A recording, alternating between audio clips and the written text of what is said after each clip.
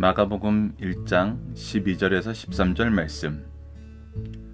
성령이 곧 예수를 광야로 몰아내신지라 광야에서 40일을 계시면서 사탄에게 시험을 받으시며 들짐승과 함께 계시니 천사들이 수종 들더라. 아멘. 안녕하세요. 승리한산 가족 여러분, 그리고 강성성경연구원 여러분, 오늘은 마가복음 1장 12절에서 13절 말씀을 사탄에게 시험을 받으시고 승리하신 예수님이란 제목으로 말씀을 나눠보도록 하겠습니다. 오늘 본문 말씀은 우리가 이미 잘 알고 있는 예수님께서 40일간 광야에서 금식하시고 사탄에게 시험을 받으신 세 가지 시험의 내용에 대한 부분입니다. 그러나 마가복음에서는 이 시험의 내용을 기록하지 않고 간략하게 소개하고 넘어가고 있습니다.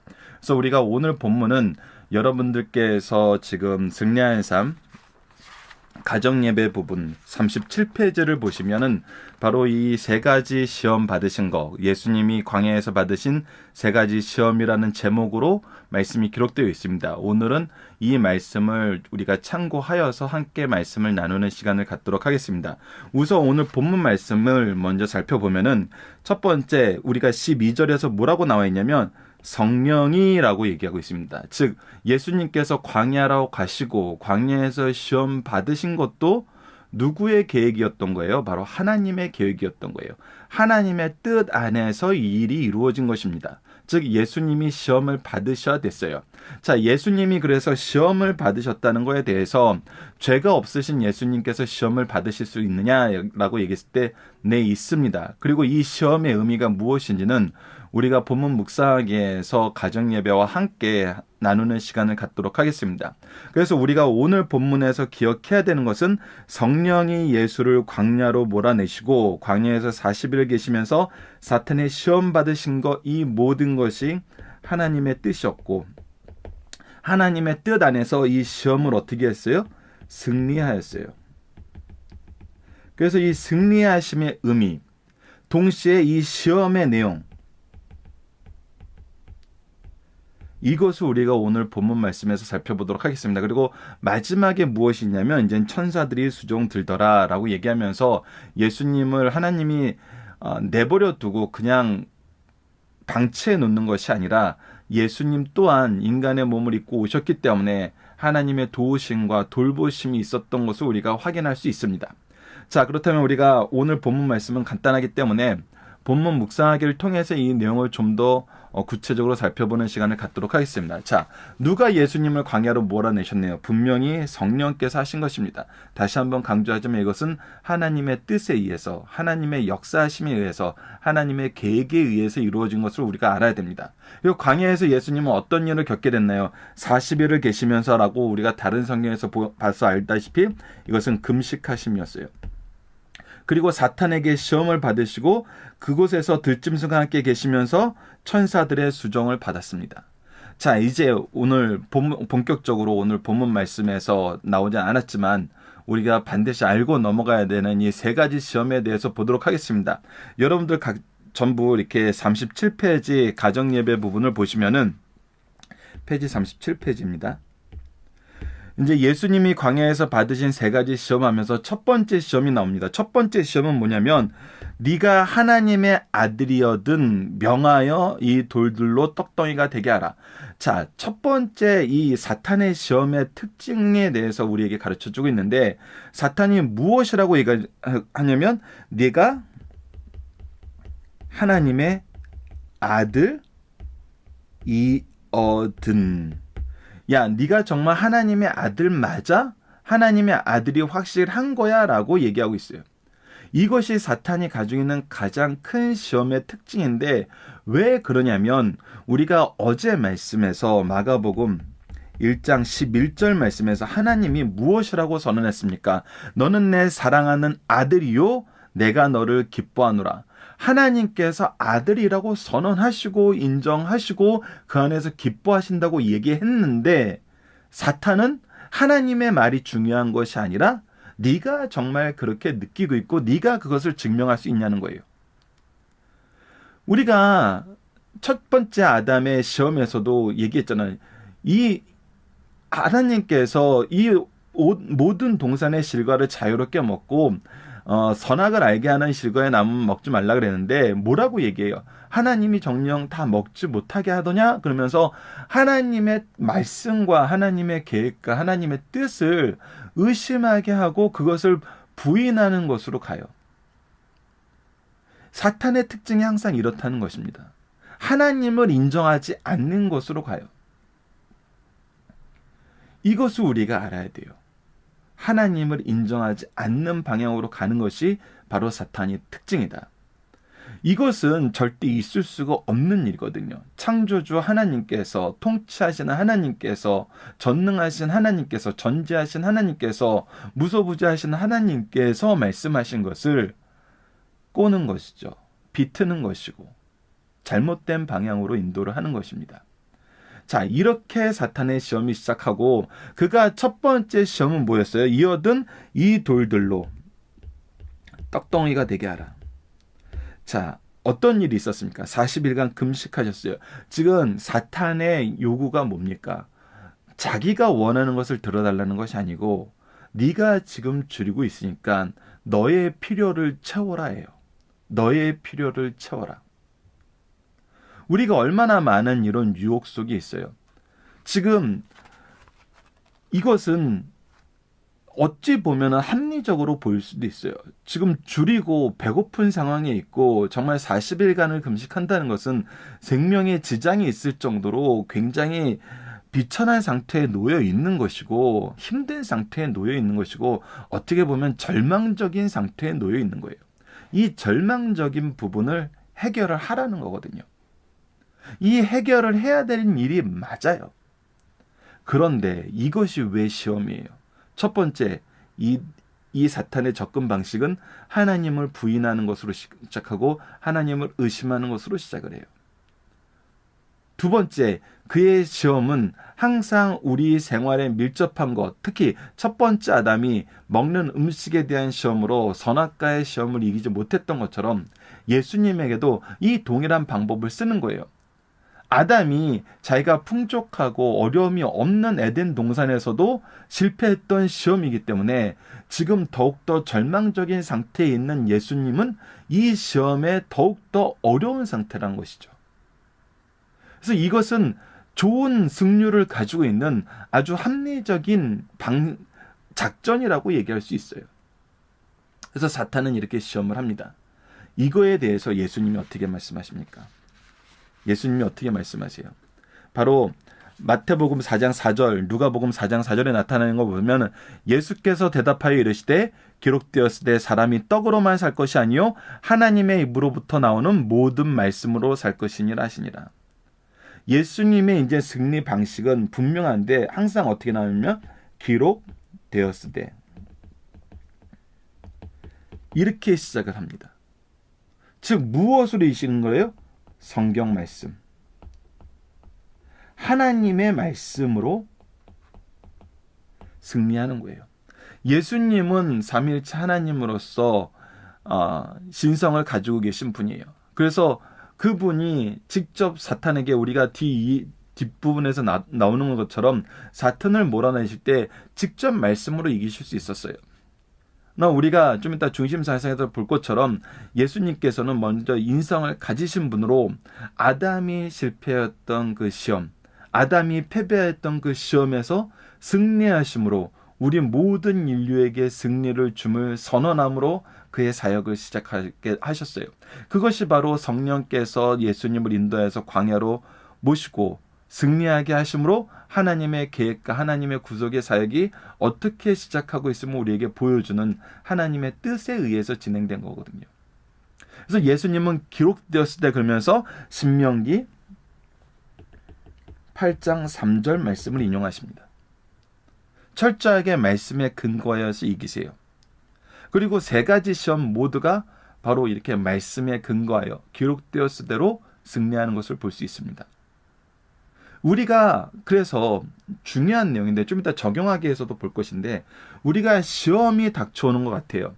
그것이 절망적인 상황에서 오는 시험일 수도 있고 잘 되는 상황에서 더 잘 되게 만드는 시험일 수도 있고 평범한 가운데서 뭔가 특별한 기회처럼 찾아오는 시험일 수도 있어요. 우리는 그때 어떻게 해야 돼요? 그때 어떻게 해야 됩니까? 그럴 때일수록 말씀에 들어와야 된다는 거예요. 그럴 때일수록 말씀으로 우리의 삶과 이 기회에 대한 하나님의 뜻이 무엇인지를 살펴볼 수 있어야 돼요. 예수님처럼 하나님이 우리를 승리하게 하시는 이 광야와 같은 시험이라면 우리는 더더욱 말씀으로 들어가고 이것이 잘못됐음을 분별할 수 있어야 돼요. 그리고 하나님께서 우리에게 사명을 위해 우리에게 주신 기회라면은 더더욱 어떻게 해야 돼요? 하나님의 뜻이 무엇인지 알고 그 뜻에 따라서 이 일을 진행해야 돼요. 그렇기 때문에 항상 우리는 말씀을 중심으로 이 모든 삶을 볼 수 있어야 돼요. 예수님의 첫 번째 사역의 모습, 첫 승리의 모습은 바로 이것을 우리에게 가르쳐 줍니다. 말씀이 중심이 되라. 자, 두 번째는 하나님을 시험하는 시험의 내용이에요. 자, 무엇이냐면 우리가 마태복음 4장 5절에서 6절을 보면 이에 마귀가 예수를 거룩한 성으로 데려다가 성전 꼭대기에 세우고 이르되 내가 만일 하나님의 아들이거든. 계속적으로 얘기합니다. 하나님은 내 아들이라고 선언했는데 증명해 보라는 거예요.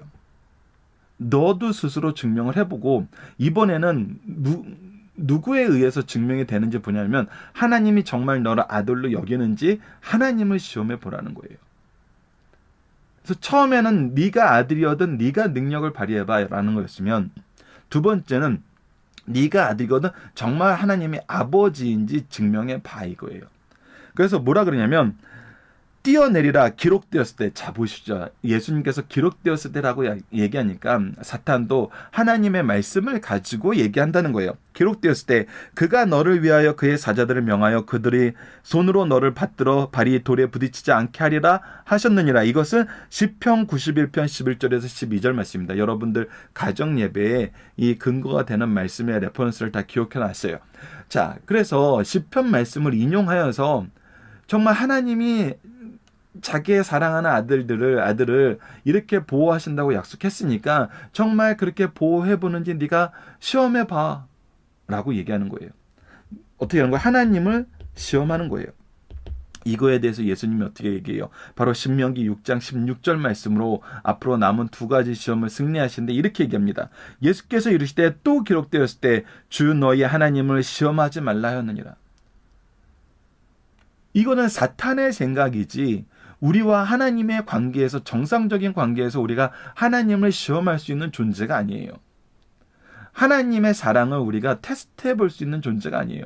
테스트해서 증명이 되고 테스트하지 않으면 증명되지 않는 것이 아니에요. 하나님은 하나님의 신실하심을 우리에게 어떻게 나타나세요? 바로 그 언약의 성취를 통해서 그 언약의 신실하심을 우리에게 가르쳐주고 있어요. 그의 사랑을 우리에게 항상 확증시키는 방법으로 나타내고 있어요. 그래서 예수님이 이 땅에 오셨어요.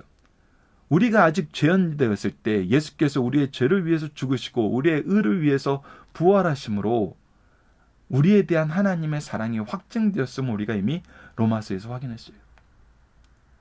그래서 예수님은 이렇게 말씀으로 또 승리하십니다. 그리고 마지막 세 번째는 높은 산으로 올라가서 천하만국의 영광을 보여주고 자신에게 절하면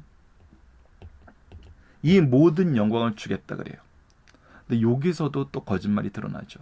이 세상의 모든 영광이 사탄의 것입니까? 사탄이 창조주입니까? 사탄이 통치자입니까? 사탄은 시험 받을 악한 영일 뿐이에요. 시험이 확증된 존재들이에요. 멸망이 확증된 존재들이에요. 근데 그가 거짓말로 나타납니다. 처음부터 시작부터 끝까지 거짓말로 나타나요.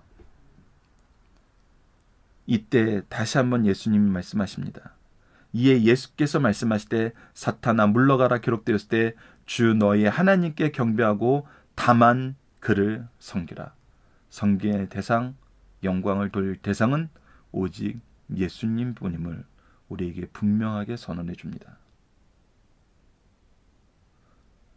우리에게는 우리가 어떤 사역을 해야 되는지, 어떤 것을 보면서 살아야 되는지, 어떠한 말씀으로 어떻게 이것을 이겨나가는지를 예수님을 통해서 우리에게 보여주시고, 예수님의 승리가 예수님이 가지고 있는 신성으로서 이긴 것이 아니라 말씀으로 승리하셨음을 우리에게 가르쳐주므로 우리 또한 하나님의 말씀으로 승리할 수 있음을 분명히 선언해 주시고 가르쳐 주시고 이 안에서 우리의 신앙이 자라게 하십니다.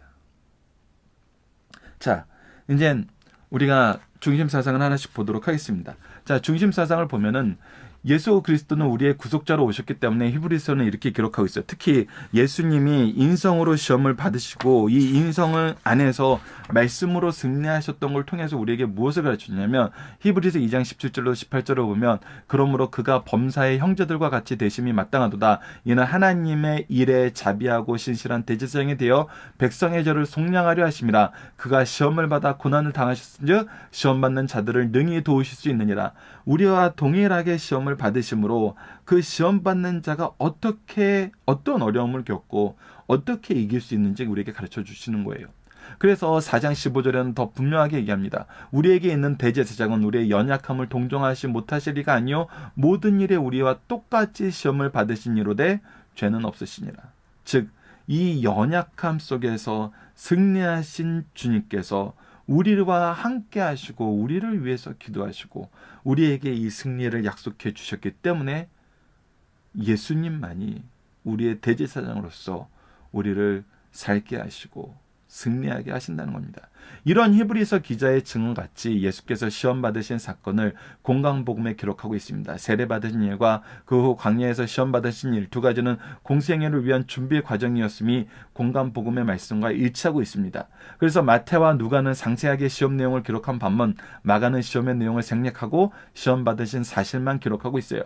예수님께서 시험 받으신 상황을 살펴봅시다. 성부 하나님께서는 예수님을 세례받을 때 너는 내 아들이라 내가 너를 기뻐한다라고 말씀하셨어요. 마귀는 이 선언에 대해서 내가 만일 하나님의 아들이어든 되게 하라 뛰어내리라고 시험했어요. 즉 하나님의 말씀을 부인하는 것으로 시작하는 거예요. 마귀는 이 선언에 대해서 내가 만일 하나님이 되거든 뛰어내리라고 시험했어요. 인류의 대표인 첫 아담이 마귀의 시험에 굴복한 데에서 인류의 타락이 생겨났고 죄가 시작되었어요.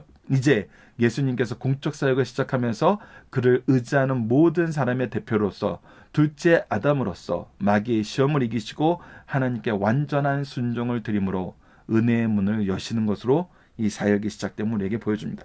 자, 중심사상 하나씩 보도록 하겠습니다. 첫 번째, 여자의 후손으로 오신 메시아와 사탄의 싸움은 이미 예언된 것이다 라는 거예요. 창세기 3장 15절에 이미 하나님께서 메시아가 오시면 사탄의 머리를 짓이기고 사탄은 그의 뒤꿈치를 물 것으로 얘기함으로써 예수님과 사탄의 싸움은 이미 하나님의 계획 안에서 예정되어 있던 것이고 더 놀라운 것은 뭐예요? 예수님의 승리는 확정되어 있었다는 거예요. 우리 그리스도인의 승리는 예수님 안에서 확증되어 있다는 것입니다. 하지만 분명히 알아야 되는 것은 무엇입니까? 인성을 가지고 오신 예수님께서 시험 받으시고 사탄은 끊임없이 유혹하고 거짓으로 우리에게 접근하는 것처럼 우리 또한 이런 영적 싸움이 있을 거란 것입니다. 자, 두 번째, 예수님께서 사탄의 공격을 어떻게 물리셨는가? 말씀으로 승리하셨다는 것입니다. 조금 전에도 말씀드렸던 것처럼 우리가 시험을 이기는 유일한 방법은 바로 하나님의 말씀입니다. 예수님께서는 이것을 너무나 모범적으로 우리에게 보여주고 계세요. 우리가 시험을 닥쳤을 때 이길 수 있는 것은 오직 말씀입니다. 시험을 닥쳤을 때 이것이 유혹인지 기회인지 분별하는 것도 오직 말씀입니다. 말씀이 아니고서는 이것을 우리에게 줄 수 있는 것이 없습니다. 말씀은 성령의 검이라고 에베소서 6장 11절에서 말씀하셨던 것처럼 우리는 이것을 기억하면서 나아가고 말씀으로 승리해야 됩니다. 자, 마지막 세 번째, 마귀의 시험은 간교함이 숨어 있습니다. 지혜롭게 분별해야 된다는 것입니다. 다시 한번 얘기하지만 마귀는 하나님의 말씀을 의심하는 것으로 시작하게 만듭니다. 하나님의 말씀을 자기의 기준으로 재해석하게 만들어요. 이것이 아담이 넘어갔던 시험의 특징이었고 예수님에게도 이렇게 접근했습니다. 그리고 우리에게도 이렇게 접근해요. 이것을 우리는 지혜롭게 분별해야 됩니다. 어떻게 지혜롭게 분별할 수 있어요? 다시 한번 얘기하지만 하나님의 말씀으로 우리는 분별할 수 있습니다. 하나님 말씀과 어긋나 있으면 그거는 유혹입니다. 절대 기회가 될 수 없습니다. 그리고 이것은 사탄에 의한 것이지 하나님에 의해서 올 수 없습니다. 하나님께서 우리에게 주시는 기회가, 하나님께서 우리에게 주시는 사명의 기회와 능력이 하나님의 말씀과 배치될 수는 없어요.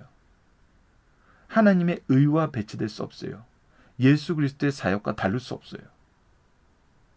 우리는 이것을 통해서 분명히 분별할 수 있습니다. 여러분은 말씀의 중심 사상은 여러분 승리하는 삶 32페이지에 기록되어 있기 때문에 여러분들께서 이 기록을 다시 한번 확인해 주시길 부탁드리고요. 자, 본문 다지기입니다. 무죄하신 예수님도 시험 받을 수 있는가? 우리가 아까 이 부분에 대해서 얘기했던 것처럼 예수님은 누구에 의해서 시험 받으시러 갔어요? 성령의 인도하심에 의해서. 무엇이에요? 하나님의 계획에 의해서 있던 거예요. 무엇을 보여주기 위해서? 첫 아담이 실패했던 그 실패를 두 번째 아담인 예수 그리스도께서 승리하심을 통해서 우리가 승리할 수 있고, 예수 그리스도의 승리를 통해서 우리가 어떻게 승리할 수 있는지를 보여주고, 그것을 통해서 우리가 누구를 바라보게 해요? 예수 그리스도를 바라보게 하기 위해서. 자, 그리고 두 번째는 하나님의 영광을 위해서 악을 행하는 것이 가능하냐입니다. 우리가 로마서 3장 5절에서 8절 말씀을 한번 읽어보도록 하겠습니다. 여러분들 책에서 참조하실 때는 항상 이 말씀을 직접 찾아보시고 되도록이면 성경의 저희 승리한 삶 책에 기록해 놓으시면서 보시는 것이 나중에 여러분들이 이 승리하신 삶을 통해서 다시 한번 말씀을 점검하려 할 때 굉장히 유용합니다. 자, 로마서 3장 5절에서 8절을 보면, 그러나 우리 불의가 하나님의 의를 드러나게 하면 무슨 말을 하리요? 내가 사람의 말대로 말하노라. 즉 사람들이 어떻게 얘기하냐면, 우리가 죄를 지어야 하나님이 우리를 깨끗하게 하시기 때문에 우리가 죄를 짓는 것이 결국은 하나님의 의를 드러내는 거라고 얘기해요. 얼마 전에 성경을 모르는 사람이 그 얘기를 하더라고요. 가룟 유다가 예수님을 팔았기 때문에 예수님의 구속사가 완성된 것이 아니냐. 그렇기 때문에 가룟 유다가 어떻게 보면은 공로가 있는 사람이 아니냐. 이렇게 얘기하는 사람이 있어요. 자, 그거에 대해서 성경이 어떻게 얘기합니까? 진노를 내리시는 하나님이 불의하시냐? 결코 그렇지 아니하니라. 그러면은 그렇게 얘기하면 어떻게 된 거예요? 가룟 유다가 심판을 받게 되고 하나님께서 그의 죄를 지적하는 것이 어떻게 된 거예요? 이 결과적으로 하나님의 의를 드러내기 위해서 가룟 유다가 죄를 진 것이기 때문에 가룟 유다는 공로가 있는데 그 공로를 무시하고 하나님께서 심판하시는 거면은 오히려 하나님이 불의한 게 되는 거 아니에요? 라고 얘기할 수 있는 거예요. 정말 그렇습니까? 결코 그렇지 않다는 거예요. 만일 그러면 하나님이 어찌 세상을 심판하니? 그러면 하나님은 이 세상을 그냥 내버려 둬야 돼요. 죄로 가득 차게 만들어야 돼요. 그리고 나서 하나님의 의를 이루시면 돼요. 이것이 말이 안 된다는 거죠. 왜 말이 안 돼요? 하나님은 거룩함 속에 우리가 살게 하시고 거룩함 안에서 우리가 하나님과 함께 할 수 있지, 죄를 가진 것으로 하나님과 함께 할 수 없어요. 그래서 하나님의 공의는 그리고 반드시 이 죄를 심판하시겠다고 이미 선언하셨어요. 정령 죽으리라 하신 말씀이 하나님의 공의의 선언이었고 이 공의는 성취되었어요. 그러나 동시에 어떻게 했어요? 우리를 구원하시고자 하시는 하나님의 사랑도 성취되었어요. 그래서 하나님의 공의와 사랑 안에서 이 죄의 문제를 보는 것이지, 내 관점에서, 내 기준에서 내 죄된 속성을 어떻게 보면은 합리화시키는 방향으로 이것을 한다는 것은 후한무치한 것이죠. 그러나 나의 거짓말로 하나님의 참되심이 더 풍성하여 그의 영광이 되었다면 내가 어찌 죄인처럼 심판을 받으리요? 또는 그러면 선을 이루기 위해서 악을 행하자 하지 않겠느냐? 이렇게 얘기하는 사람이 생긴다는 거예요. 더 악을 많이 행해서 더 하나님의 의를 드러내자. 근데 여러분들, 이거의 전제는 무엇이냐면, 내가 악을 행하지 않으면 나는 의인이 된다는 전제가 있는 거예요.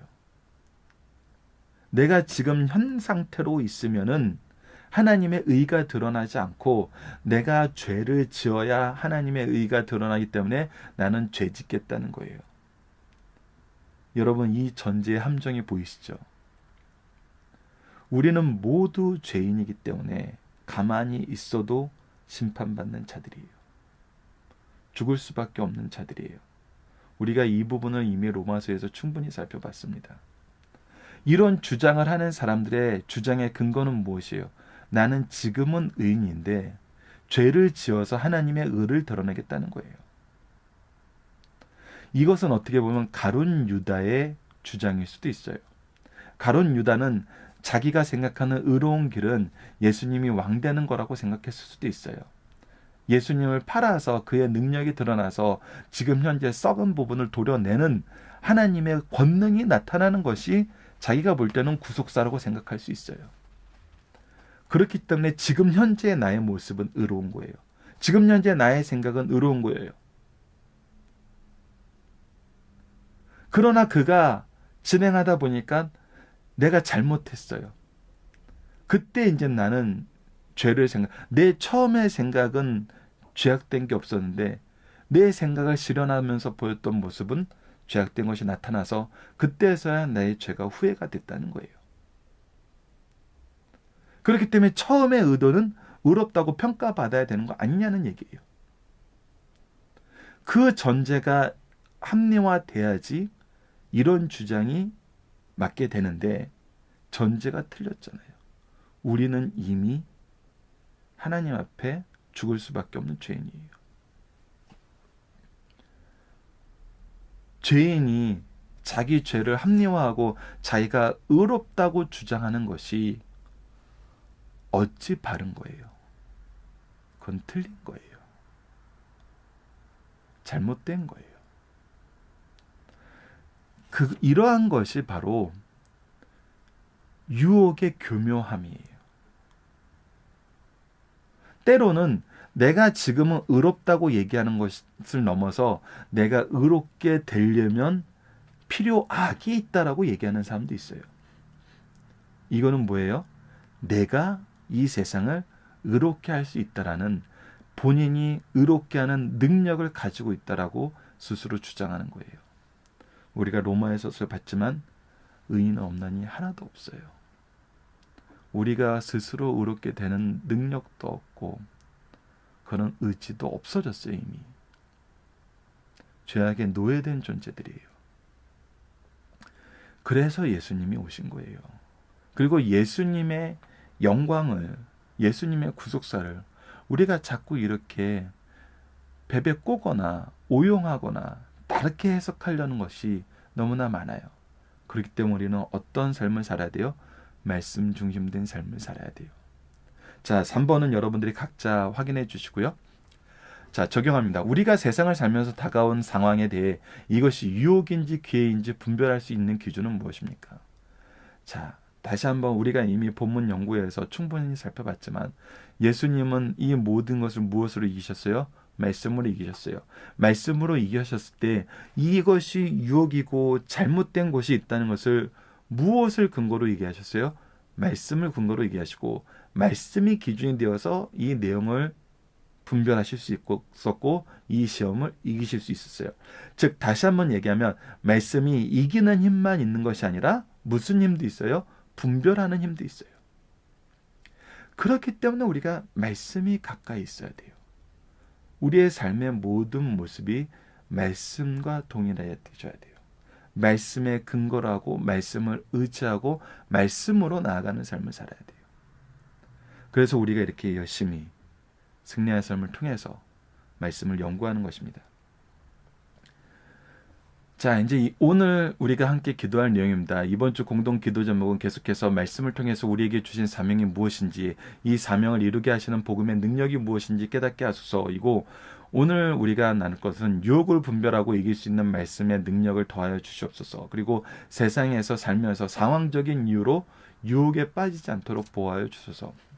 자, 그래서 상황적인 이유로 유혹에 빠지지 않도록 보호하시는 가장 확실한 모습은 무엇이냐면, 저는 무엇인가 큰 일을 이루고 무엇인가 놀라운 업적을 남기는 것이 정말 가장 우리에게 필요한 어떤 능력이고 필요한 상황이라고 생각하진 않아요. 저는 오히려 하나님이 우리에게 정말 능력을 주시고 계시는구나라고 경험하는 것은 우리가 정말 하나님과의 관계에서 빼놓을 수 없는 예배, 말씀, 그리고 우리가 하나님이 정해놓으신 삶의 질서들.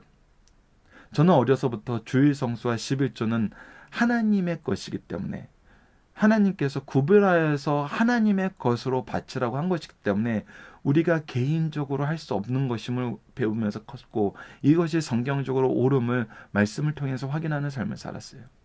그리고 나에게 참된 능력이었던 것은 바로 주일 성수를 할 수 있고 11조를 할 수 있는 상황으로 하나님께서 끊임없이 나를 인도해 주셨다는 거였어요.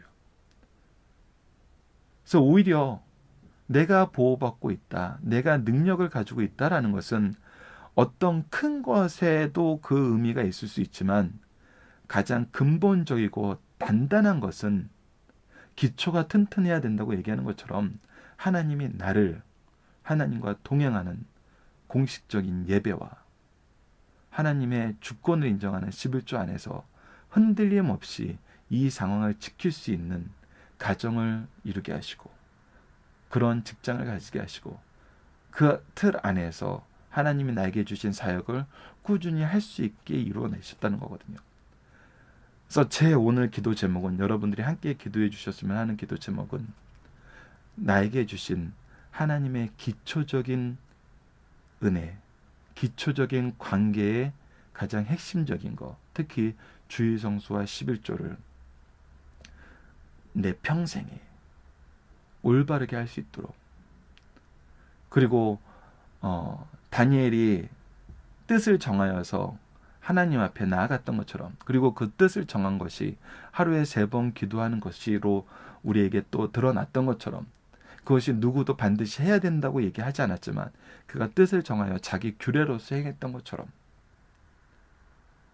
저는 이 말씀 강좌를, 성경 전체의 강좌를 만드는 것을 제가 사역의 시작에, 또 이 강성성경 연구소를 통해서, 또 승리하는 삶을 통해서 하고자 했던 내용인데, 이것을 할 수 있는 능력과 또 상황을 하나님께서 주시기를 기도하고 있습니다. 그래서 여러분들께서 기초적인 신앙생활을 평생 지키면서 이 말씀의 사역을 마칠 수 있도록 함께 기도해 주시길 부탁드립니다. 오늘 저희 승리하는 삶 강좌는 이것으로 마무리하도록 하겠습니다. 감사합니다.